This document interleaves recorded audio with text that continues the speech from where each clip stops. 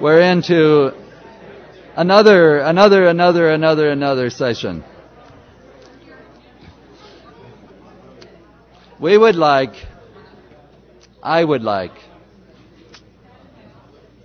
I personally would like, in addition to having your attention, so folks, can I have your attention? Yeah, good. I would like to have your thoughts on how this day has been, what it's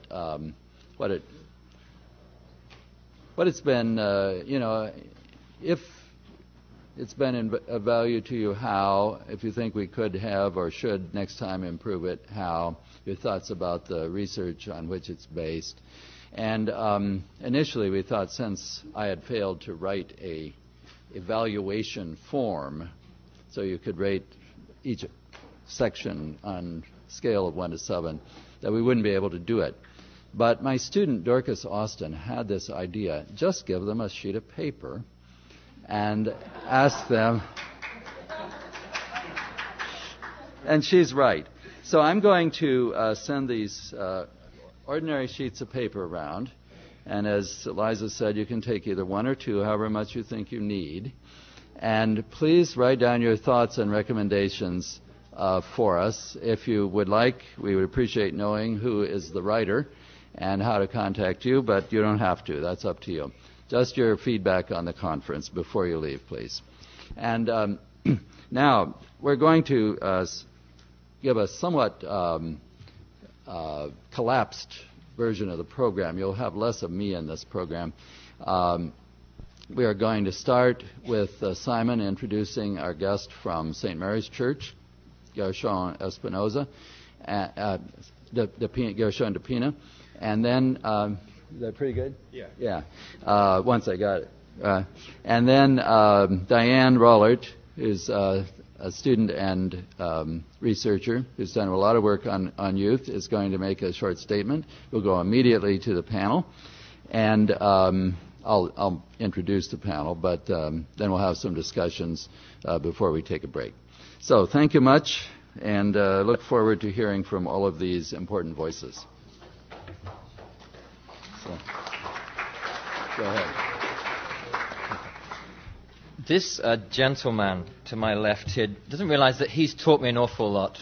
One of the things he's taught me is that the British have nothing to teach America about basketball.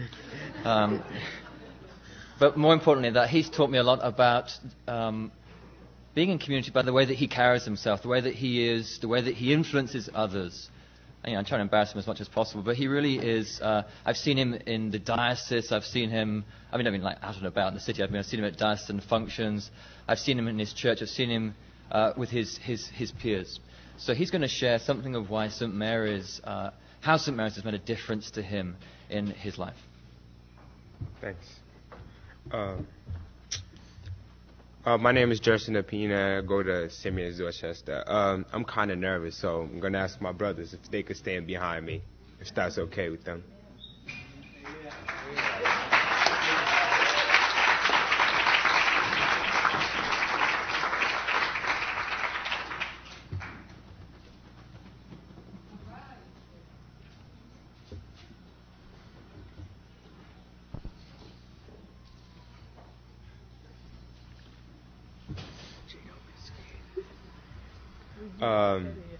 Like I said, well, I've been going to St. Mary's for about 3 years now, and like my life before I went to St. Mary's was kind of, confused because my father was a Nazarene and my mom was a Catholic, so, it was kind of hard, just to decide, which religion to pick. So when I came here, so I decided, I should try a new, my own religion as, So when I first started going to St. Mary's, it was kind of crazy because I didn't understand, pretty much anything. But with time, it was like real good. And at St. Mary's it's like a place that when you go, you just feel like, you feel like you're home. Like, every day, like after school, all of us just, go there. So it's just like our, second home. And matter of fact, like first home, because we spend more time there than we spend at home. Well, St. Mary's is a place that, is not a church that you just say the mass and send you home. When you go there and make you feel, they make you feel that they really want you there. And, it's just like everybody's your family. It's just like you have like a lot of grandmothers, aunts, brothers, sisters, father, and all of that. And, the best thing that happened to me to St. Mary's, is all of them, but especially is Father Ellis. He's a father to me. He meant the word to me. I just put it out there. And he's that person that sometimes he's kind of difficult. When you do when you do something like that you're not supposed to do, he just be on your face. I'll be honest. He just fussed at you. You just got to be careful sometimes what you do around him. And he's also that person that, he's that person that no matter what happened and when you're having trouble, just any time of day, night, day, whatever, you just go up to him and you could really talk to. And to have someone like that in our community and to have a church like that in our community is really important, because most of us young people sometimes, we don't have nobody to, go to and look up, like he said, look up to. And, it's like living in a place like that is not easy. You just have some place to go to and someone to talk to. And, St. Mary's has been there not for me, for them, in front of about 100, 100 or 90, 80 kids, and they there 24/7 for us. And I'm really, really glad that we have St. Mary's, because a lot of kids out there don't have St. Mary's like we do. And I really, really, really thanks Father Ellis for letting us be a member of St. Mary's and inviting us there, and the whole St. Mary's member. Thank you.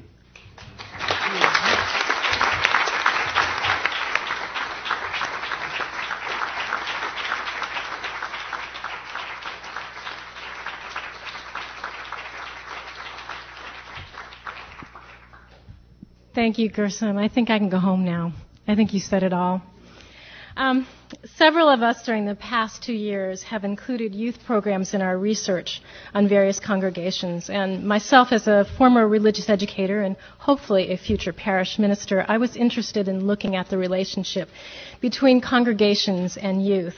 So I looked at the Youth Ministry Development Project, which is co-sponsored by Emmanuel Gospel Center and the Boston 10-Point Coalition, both of which are represented here today and have literature available in the exhibit room. I then investigated one of the original participating churches in the Youth Ministry Development Project, and that was Christ the Rock Metro Church, which is located very close to St. Mary's. Most of Christ the Rock's members come from Dorchester and surrounding neighborhoods, only a few from outside Boston. It's not a parish-type church. Its people are not concentrated right around the church. It was created with the idea of ministering to diverse people of the city, and in fact, there is no racial or ethnic group in the church that constitutes a real majority. And that fact hasn't changed as it's grown from a few people 10 years ago to the 200 or so that now worship there each Sunday. And we're delighted that Pastor Lou Zinnanti and Youth Pastor Brian Lane are here today. We asked Pastor Lou to join the roundtable because we understand the whole church to be kind of a youth ministry in and of itself. Despite the best efforts of the Youth Ministry Development Project, Christ the Rock is still one of the few churches in Boston, and possibly the only one of its size, that has a professional paid youth minister. What's most striking is the way in which this church and its pastors are willing to include youth at its center. Sunday morning worship, the Christian rock music, Pastor Lou plays lead guitar, the video-punctuated sermons, the tips for living, educational emphasis, the whole congregational culture make Christ the Rock sometimes feel like a big youth group where adults feel comfortable and not the other way around. I also visited Congregación León de Judá, which has a major youth program, and fortunately its youth minister is here with us also, and I'd like to introduce Omar Soto. And León de Judá, which is Lion of Judah, is a large Spanish-speaking church in the south, and it's basically a commuter church, as we saw earlier today. León de Judá is also a church that incorporates youth into the congregation as a whole. Many youth will be in church on Sunday morning, and its form of Pentecostal worship seems to obscure distinctions of age. This church is also an anchor of HERC, the Higher Education Resource Center, which recruits and prepares young people for college, youth who might not otherwise be college-bound. Both of these churches know that however settled in church their youth may be, many of them are at risk, often feeling the pull of other opportunities or the push of frustrated goals and aspirations and resulting loss of self-esteem. These church communities may be what keeps the balance for these young people. There's a very serious debate in the youth ministry literature about what it means to be at risk. Some believe that congregations fail to reach the youth of the streets who are most at risk and only cater to youth already seeking guidance. Others say that all young people are at risk. They see today's youth culture as toxic to the core, where MTV has become mainstream, and, well, you can imagine the litany of concerns about youth culture. And if you throw in race and class, it gets very complicated. Nevertheless, there is a sector of youth population for whom being at risk goes far beyond toxic culture, for whom violence is endemic.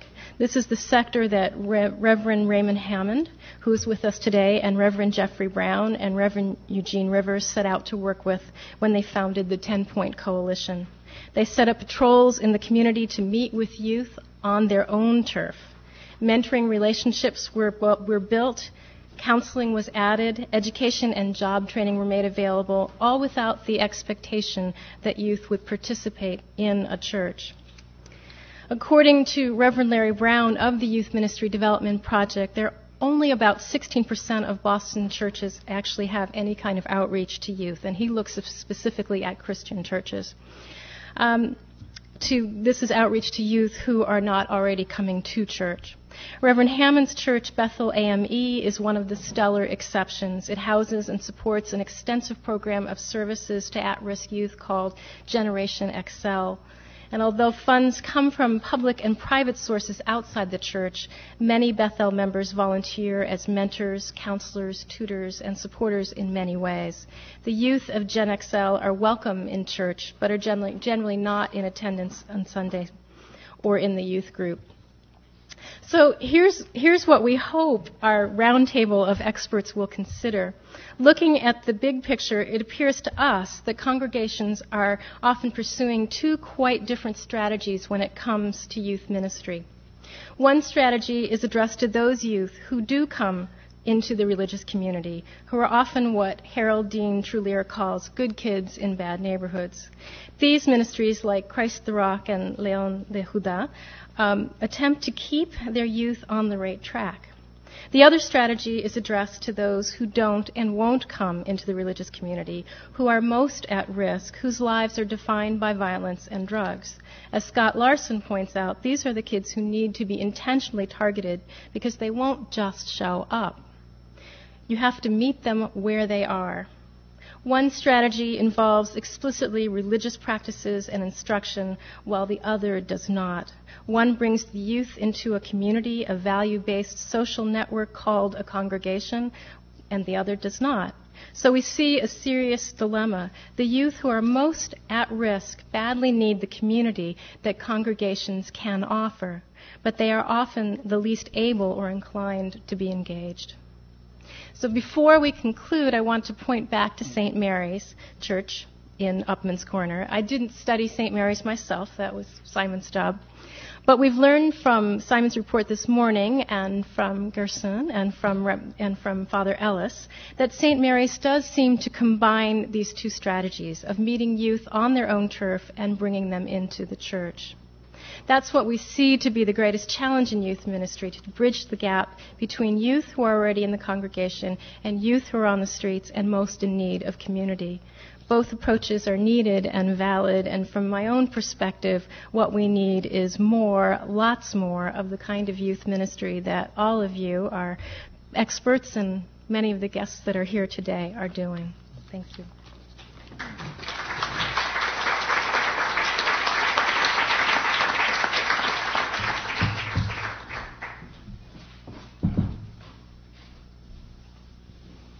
Thank you very much, Diane, and thanks to Gerson very much for those very insightful comments about not only about St. Mary's, but about life in a struggling neighborhood and life in a church.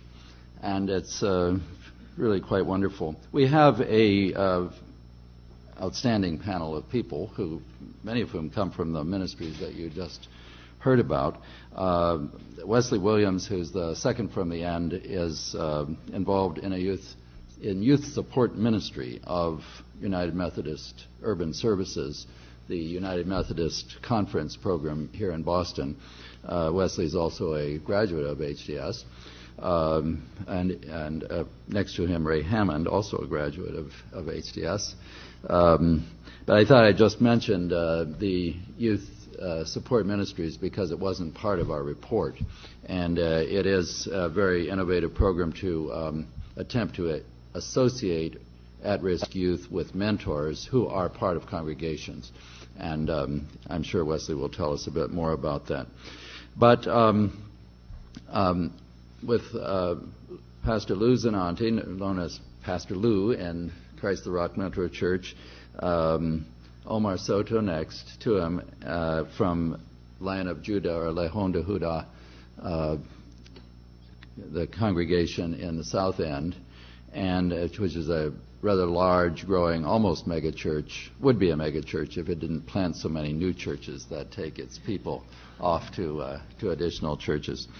And then Wesley and Ray Hammond, who is well known in the Divinity School and for his work both at Bethel AME as pastor and as president of the 10-Point Coalition.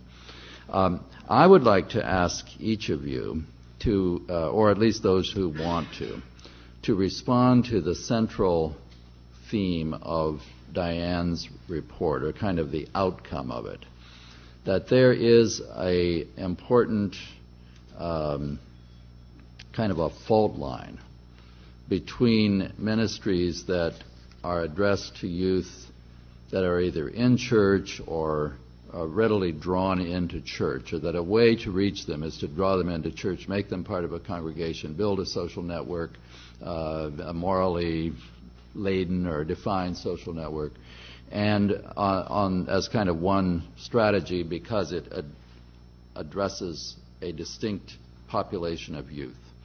And on the other hand, ministries or programs or projects that are run by churches that simply don't have the prospect of bringing people into church, that you just assume that if you're going to reach youth of a certain portion of the youth population, the alienation from either from church or from that part of society of which church is a part is too great, and that you need to take the church to them, and don't be too heavy on the dimensions normally associated with church. So you do various kinds of programs. And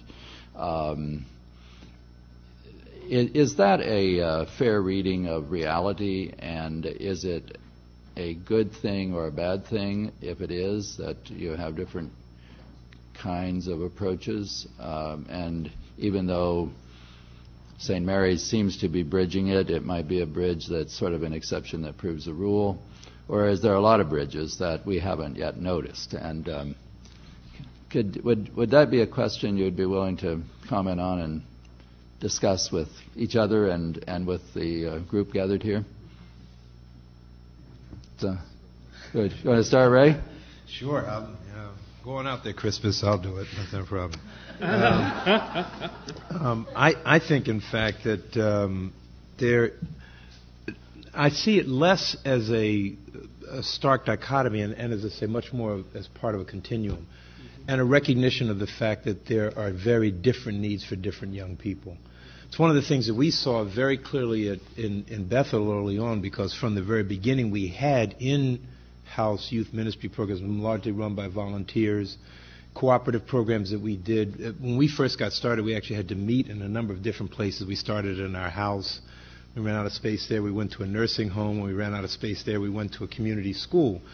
And in that community school, we had the opportunity, along with the community center, to do some cooperative programming for youth involved our own kids who were coming in from the community. It was often really hard to tell sort of where the mix ended.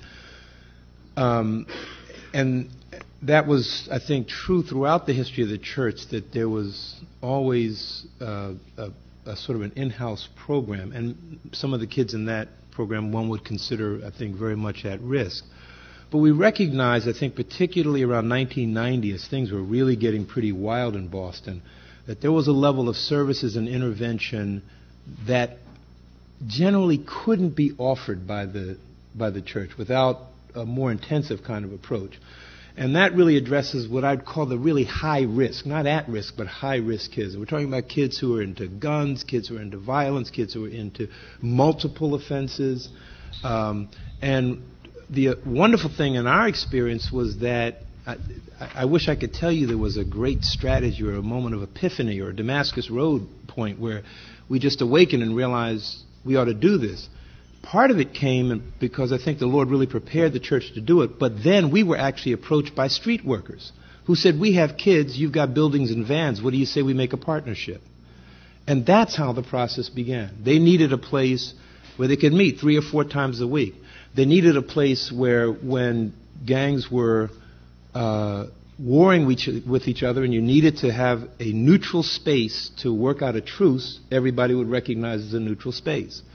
Subsequently, we discovered that as we began working with the courts, we needed a space where we could bring kids not once a week or twice a week, but 4 times a week. And in the same place, the people there could touch base with the school and touch base with the homes and help parents and so on. So in our case, I think it was more recognition that there was a group of young people who needed a different level of services than the typical youth group could offer.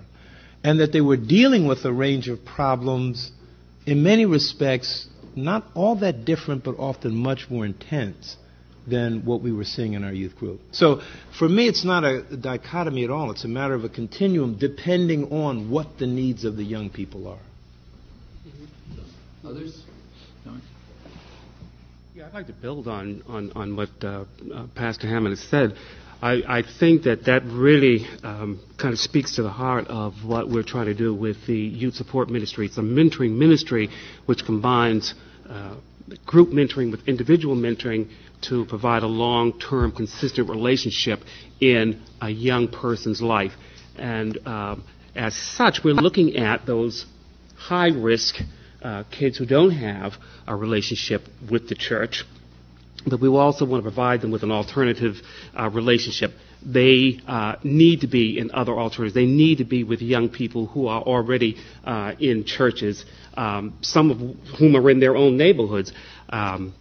They need to have those alternative settings. So what we're wanting to do is to have some of the young people who are already in the church be peer leaders for those kids who are, for the first time in a long time, I guess, or maybe for the first time because they're so young, exploring these alternative relationships. So one of the things we've got to do, however, is to teach our folk in the church how to absorb these young children into our churches. These are not kids that we're comfortable with or that we have been used to, having around. And the language is not going to be church language. We can't even assume that they know things that we grew up on, like the Lord's Prayer and those things. They just don't know these things. And they think, we always have to say, no, Jermaine, that is not an adjective. Don't say that. It really is a revelation. I mean, it's not that they're trying to be disrespectful and so forth, but that's what they know. So the folk in the church are going to have to be instructed, taught, nurtured, prayed over. I mean, some of the biggest mission we've got to folk in our own churches to absorb and to engage these young people. So I think we're all in this ship of Zion, I guess you'd say, together. Omar, when we think of your place, if we think of it, the language matter as Spanish and English, right? But here he's talking about another language. So.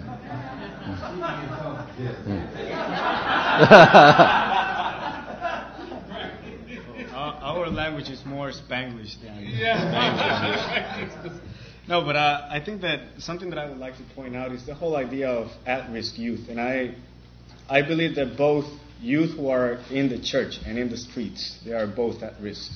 I mean, there are times that if a church does not focus on the youth that they have, or the programs may be too sloppy, if I can use a word that is appropriate, I mean, they can lose that youth that is inside the church. So a lot of that I also combine it with the values that are part of the church. And by that I mean, I know that there are churches that do focus both on doing outreach in the streets and also building up the youth that they have within their own walls. But according to the values of the church and according to the gifting of the church as well, energy is going to be placed in either one of those sides. It's not that one is not done and the other one is very principled within the church, but both are being taken place. But on one of those, one is going to have an extra burden to it. And at least on our case in Lion of Judah, I think of the statistics that Dr. Bluestone was showing this morning. And a lot of the Latino youth that we have in our church are some of those are those who don't consider themselves college bound. And maybe some of them don't consider themselves either to finish up high school. So a lot of our emphasis within our church is to point them out to that aspect. Yes, you can finish up your education and you can continue it even more in a college level. That's why we give a lot of effort and energy to the Higher Education Resource Center that we have at the church.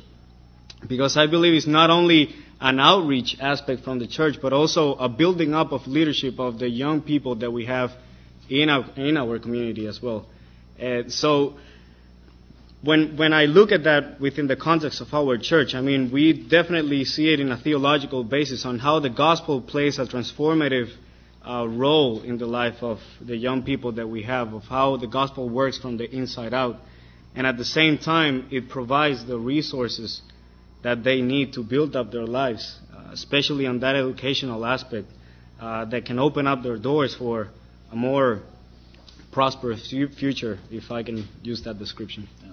Can I just ask, are these youth who are involved in your church in danger, or are they on the balance, are choosing between church and gang, or are they using drugs, or what are the elements of risk, of this particular population?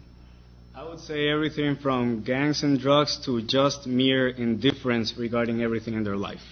I say that goes in the whole spectrum. So it's not just a matter like, oh, I'm going to get involved in a gang, which some of them have, and I have had to work with them.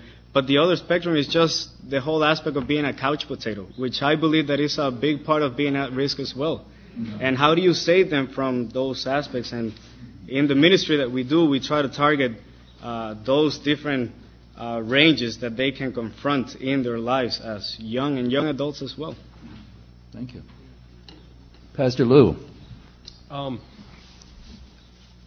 I agree with Omar that we need a given church is going to probably have most likely one focus that's stronger than the others. We definitely need to be outreaching and supporting the youth that are around us. We kind of at Christ Rock Metro Church have a unique situation. Brother Williams was talking about how we've got to, get our adults thinking correctly in the church to be able to assimilate young people. Well, we started the church, and one of our focuses from the very beginning of the church plant was that we were going to minister to children and to youth. Because of that, every single adult that came into our congregation understood this is where we're going, this is what we do, and they naturally just took a grabbing of these youth that were coming in.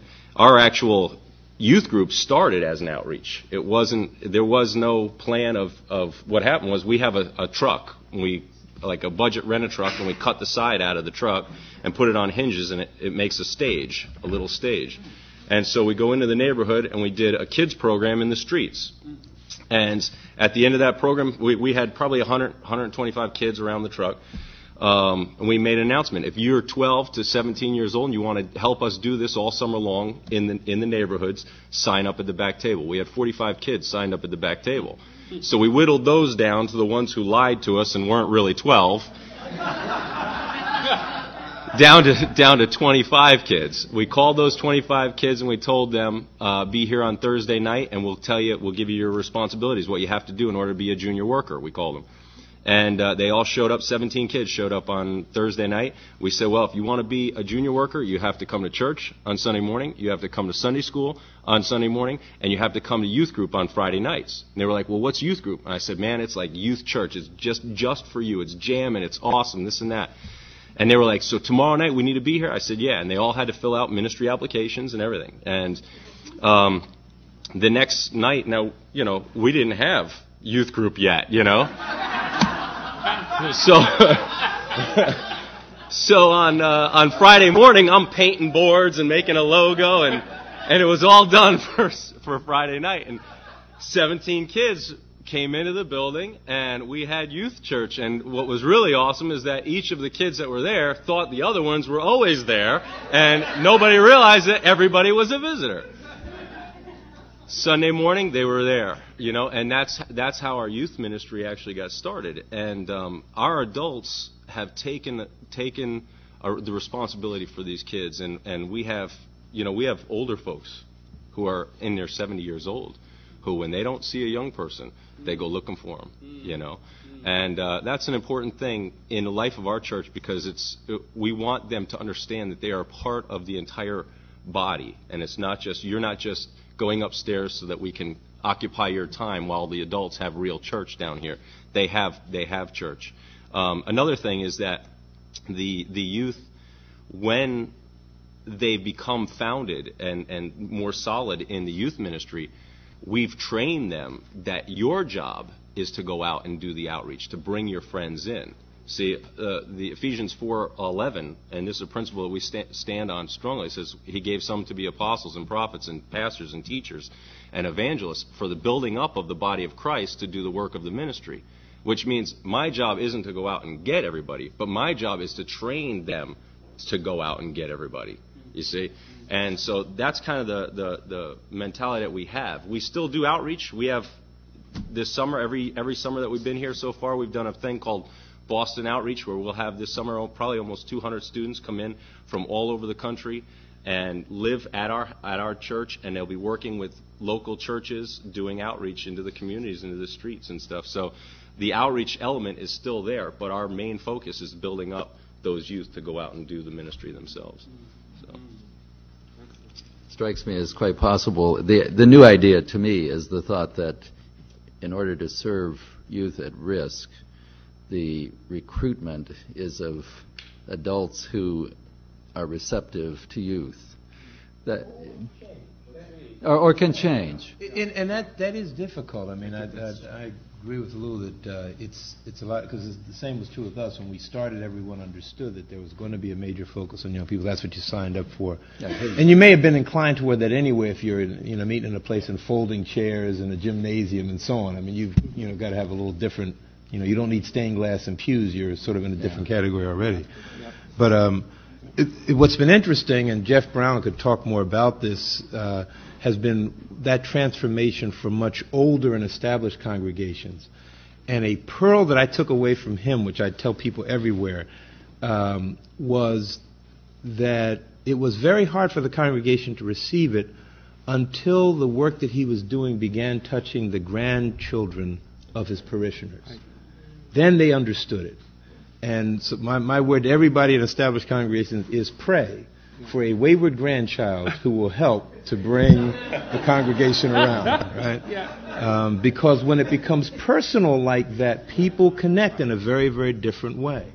And that really opened the door for them as an established congregation. Yeah, and I would say that, there are a lot of, well, I shouldn't say a lot, but there are members out there who want to do outreach.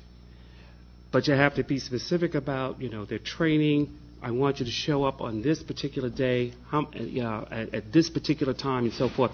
So that, and I have to recognize two colleagues here who have helped us tremendously in designing a training program that will help our mentors not only be a long-term, consistent presence, but to be a referral to other agencies for meeting the needs that some of these kids have. I don't know how I was led to Professor Chris Winship, who chairs the School of Sociology here, but I'd like to say the Lord led me to Chris. But I said, Chris, this is what we've got to do. You've got to help me with the design for our mentors. And as we began to, let this idea formulate, he had the vision of bringing in another colleague, Rick Weisborn, who at that time was at the Harvard Children's Initiative, who's now, this is with the Graduate School of Education, who has been, I think, just stellar. I mean, in his sacrifice, for helping us understand how to train the mentors, how to get these mentors to know when to bring in mental health practitioners, when to have people come in to help our mentors, help their mentees achieve an educational achievement plan right where they are, because we know that education is key and so forth. And then this whole idea of forming both a group mentoring component with an individual a model. So maybe it's a result, maybe it's a good fortune of my being an alum here that I, work with these two folk, but it's connectionalism at its best. Institution, community. Thank you. We do have an over-programmed program, so it's better than the reverse, of course, but it's a little difficult to move along when we already, have so much more that could be helpfully said. But we are very pleased that among that over-programming is Chris Winship, who you just introduced. Chris is in the Department of Sociology here, and although I believe it's fair to say you spent much of your career to date as a numbers-crunching sociologist, in fact, the numbers being shown this morning were kind of simple stuff compared to what Chris does in the other part of his life. But he got intrigued with the notion and importance of understanding at-risk youth and police community church partnerships, and is now writing a book on the 10-Point Coalition and in studying the whole set of issues around it. So we asked him to come in and reflect on these themes with us. Thank you for coming, and eager to hear.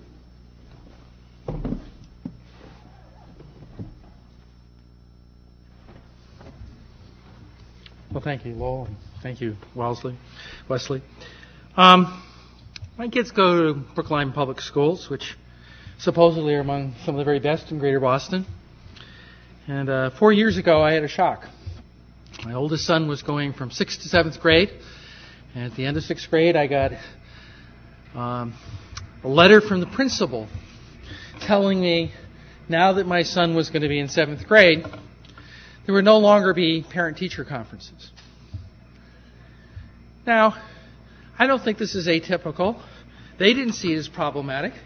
I sure did, since here my son was just about to become an adolescent, just entering that really difficult age, and the school was telling me, we're going to step back. We're just going to kind of let them work this out. And I tell that story because when I look at our society, I see an enormous amount of stepping back from our young people. And, it's true. I've got wonderful kids. Now they're 16 and 14. They're still trying. These are trying ages. They're not kids. They're not adults. And boy, the fact they're neither one or the other makes it very complicated. I think churches can play a huge role here. If you look at most youth, the first set of people they have the most trouble with is their parents. So you want involved parents, but it's tough. The next set of people they have the most trouble with is their teachers. And I think one of the most successful models for how you help a kid grow and mature during those years is to get them involved with other adults where there are voluntary relationships. There isn't any, your room's supposed to be picked up, or you're supposed to have had done the homework, or what happened on that test. But there is a deep binding relationship with an adult. Now, I guess I find it a little shocking to hear that only 16% of our churches have youth programs. I don't know if it's right. What? Outreach. Okay, so I misunderstood a bit. But I think this is where we need to put in a lot more effort. Boston has done an enormous amount already from this. Really starting with after the Morning Star Baptist Church incident, which, if you don't know about it, was an attempted gang slaying during a funeral that occurred in May of '92. Ray Hammond and many other ministers have really reached out. I also want to address Lowell's question just briefly, and then talk about sort of broader implications, which I think is precisely because youth are difficult. The most difficult youth are the easiest to avoid. And I absolutely agree with Ray that this is a continuum, and we need to serve everybody. But we better design programs that in some sense lean toward the higher risk youth, because our natural tendency is going to be always to go the other way. Right? 15 kids show up on your Wednesday night. It's easy just to worry about them as opposed to the 5 who didn't. Now, I think Boston has all kinds of reasons to be proud of what happened here in the 1990s. As Lowell said, I'm writing a book. The tentative title is Genesis of Justice, Boston Cops and Black Ministers and Inner-City Violence. And I think what the story of the 90s is really about is how, when as a community you're willing to attack a serious problem like youth violence, you actually change the whole broader picture. Now, this morning we heard a whole lot of talk about school desegregation and busing, and those days I was a graduate school student here in the mid-1970s. I just want to remind you, in the mid-70s, Boston rightfully was known as the most racist city in this country. And if you go back and you watch news clips, from that era, it is just amazing. I mean, I showed one to my son about 3 weeks ago. His jaw just hit the front floor, and he said, "Dad, how could it have changed so much?" Right? I mean, we were really talking about, houses being firebombed, buses being stoned and sticks. In a few cases, we even had snipers on roofs. It was a crazy time. This is not to say that, Boston sort of solved all its racial problems. It certainly hasn't. But boy, we have certainly made some progress. And I think the other message that should get taken away from here today is it was precisely by the churches, the police department, and other social service agencies deciding to work on the problem of youth violence together that we actually transformed much of the political structure in Boston, so that today there are lots of problems we deal with more effectively. Not perfectly. Certainly there's racial inequality is still a problem. But we've made some real serious progress. Thanks, Lowell.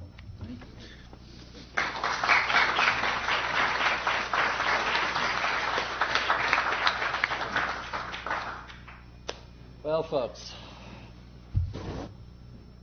are there questions or comments? We'll take like just one or two. I'm going to see if there's somebody who hasn't yet spoken. Father Ellis, yeah. Acevedo, Perk, right? Sam, yes.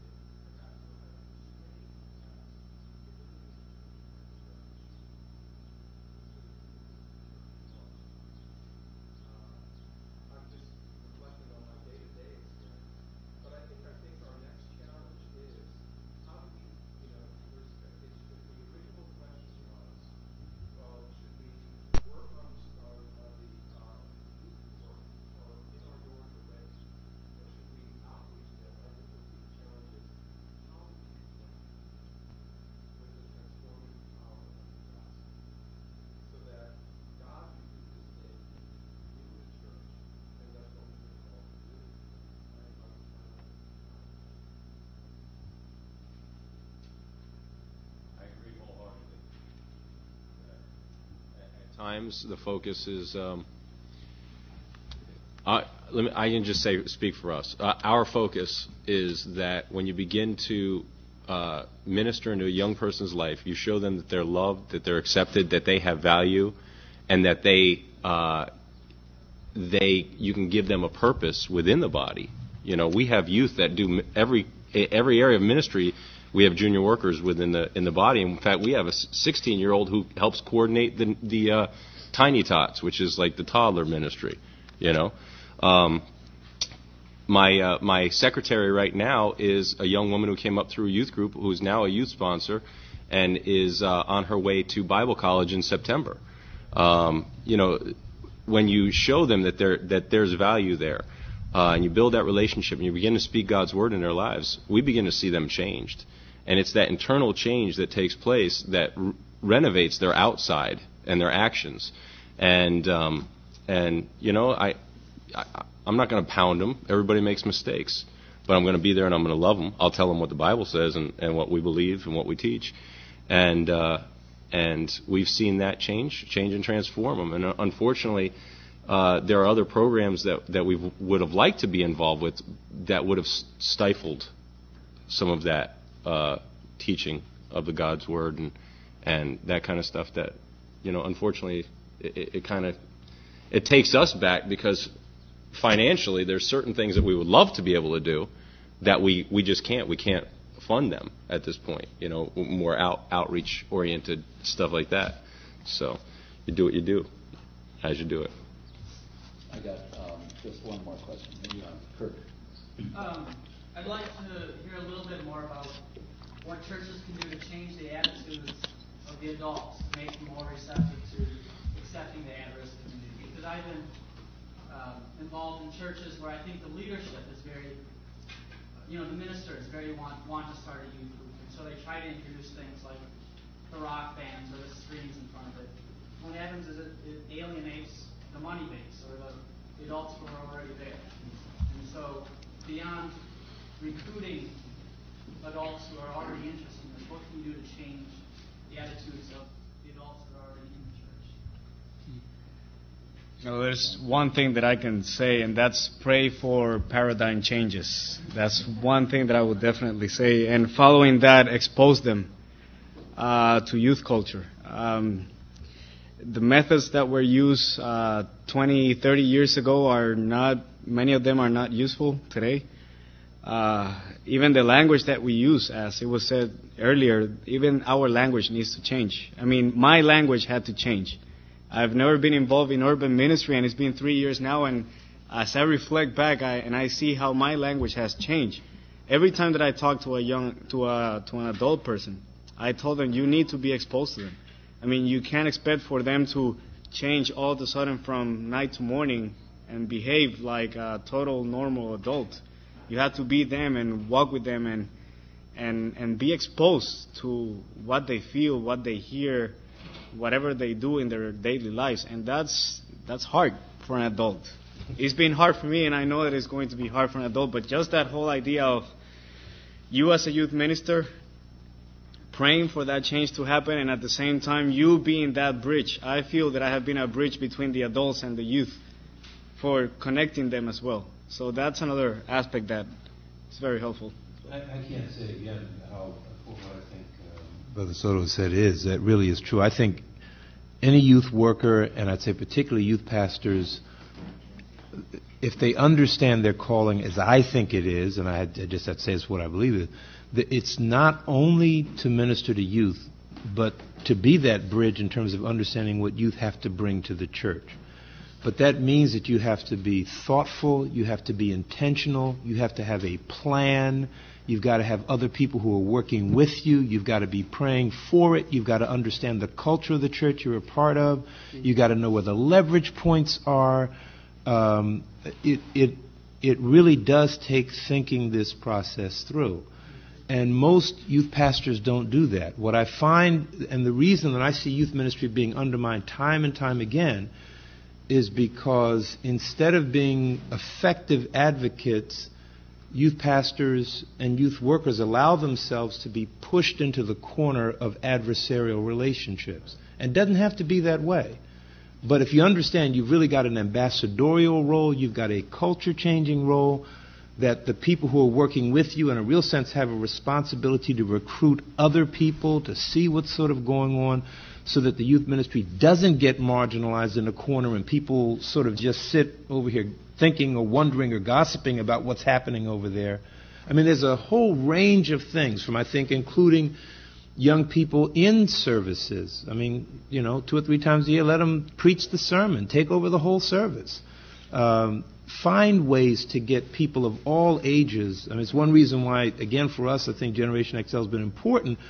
It's been a means for people to engage in a way that they can. I'm a teacher. I'm not a street worker. But I can sit down and tutor a kid, and it doesn't matter to me that he's got a rap sheet as long as my arm. He's a kid, and I can engage that kid and begin to see him in a very different light, because the youth program has provided a safe space for us to bridge what would otherwise be an unbridgeable barrier. But if you don't think about that, if you don't plan for that, if you don't pray about that, it won't happen. It simply won't happen. And that's what I see. And I'm not blaming youth workers or youth pastors for this, because it's a lot of work. And the youth you've been called to work with make a lot of demands on you already. But if you don't think about that, you are allowing the effectiveness and the sustainability of your ministry from day one to be undermined. And I can guarantee you it will be less effective, if not gone, within 3 to 5 years. Thank you. I was a youth minister for 15 years in inner cities, Philadelphia, inner city Philly, inner city Miami, and then we came up here. one of the reasons I felt like it was time to go into a senior pastor, but one of the reasons that I felt like it was time was because I got to a place in my youth ministry that I got as effective as I possibly could be in that position. We had a very large youth group in Miami. God was doing great things. We saw incredible things happening. But I was unable to open up the budget to allow finances to flow into my youth ministry. As a senior pastor, with my heart for youth, I can help put the pulse of the church to youth, to see, and I can make available finances for the youth program and stuff like that. And so as I began to pray about youth ministry, I realized that in order for me to be more effective in youth ministry, I'm going to have to become a senior pastor. And that's really what ended up happening. Yeah. So a lot depends on your pastor as well. And I'm sure your youth minister, Brian Lane, who is here, could attest to the value of being in such a church. It's, better say this now, we have 4 distinguished theologians who are still here to speak with us, but I want to conclude this session by calling on Father Ellis, who's in near the corner back there, and today I believe it's fair to say is your last day officially as priest in charge at St. Mary's, and is going off to Michigan to be pastor to a new group of people. And this conference has shown in many ways and at many levels the importance of your ministry in Upham's Corner and at St. Mary's. And I'm very glad that it can be you who has the last word in this session. Yeah. Thank you. I just want to also piggyback on something that Ray was saying. And with the programs that we use, I would like to take it a step further to answer your question. Sorry, I don't know your name. What can you do to change adults? Make certain that they know that they're not called to be friends with kids. So many times people don't want to enter into youth ministry because they think that I don't know how to be friends with these kids, or I don't want to be friends with these kids. Let them know that they should never have. I have an expert acolyte right there. And these two back here are both on the transition committee of the church. This young man is going to receive an invitation to serve on the vestry. And all of the guys, the one that does not have a big role right now, but he's still involved in youth ministries, in the total life of the church in a big way by his presence and as a member of the basketball team. Inclusion and the way that we relate to them. A lot of times you'll find out that the youth ministry is made so much easier if we're not called to be something that we are not, and we live into our adult role with full intentionality and function. Thank you very, very much. And